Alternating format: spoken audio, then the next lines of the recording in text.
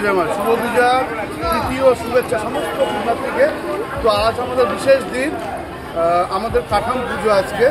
তো সমস্ত পুণ্যার্থী আসবেন, আমাদের এই কাঠাম পুজো দর্শন করবেন, মায়ের আশীর্বাদে সবাই কৃপাধন্য হবেন। জয় মা।